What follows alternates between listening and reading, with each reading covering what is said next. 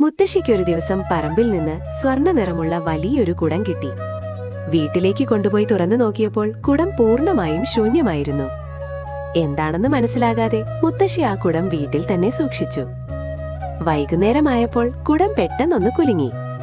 അത്ഭുതത്തോടെ മുത്തശ്ശി കുടം തുറന്നു നോക്കിയപ്പോൾ അതിനുള്ളിൽ ഒരു സ്വർണ്ണ നാണയമുണ്ടായിരുന്നു. അത് കണ്ടപ്പോൾ മുത്തശ്ശിക്ക് സന്തോഷമായി. പിറ്റേന്നും വൈകുന്നേരം അതേപോലെ കുടം കുലുങ്ങി. തുറന്നു നോക്കിയപ്പോൾ വീണ്ടും ഒരു സ്വർണ്ണ നാണയം. ഇങ്ങനെ ദിവസങ്ങളോളം ഓരോ വൈകുന്നേരവും കുടം കുലുങ്ങി ഒരു സ്വർണ്ണ നാണയം ലഭിച്ചു. പക്ഷെ ഒരു ദിവസം വൈകുന്നേരമായിട്ടും കുടം കുലുങ്ങിയില്ല. മുത്തശ്ശി സ്വയം കുടം കുലുക്കി നോക്കി. പക്ഷെ കുടമരങ്ങിയില്ല. വടികൊണ്ട് കുടത്തെ തല്ലി നോക്കിയെങ്കിലും കുടമരങ്ങിയില്ല. ദേഷ്യം വന്ന മുത്തശ്ശി ആ കുടം കൊണ്ടുപോയി കിണറ്റിലെറിഞ്ഞു. ശേഷം തിരികെ വീട്ടിലേക്ക് വന്നപ്പോൾ ഞെട്ടിപ്പോയി. ഇതുവരെ കിട്ടിയിരുന്ന സ്വർണ്ണ നാണയങ്ങളെല്ലാം കരിക്കട്ടകളായി മാറിയിരുന്നു. അപ്പോഴാണ് മുത്തശ്ശിക്ക് തന്റെ അബദ്ധം മനസ്സിലായത്. മുത്തശ്ശി അവിടെ ഇരുന്നു കരഞ്ഞു.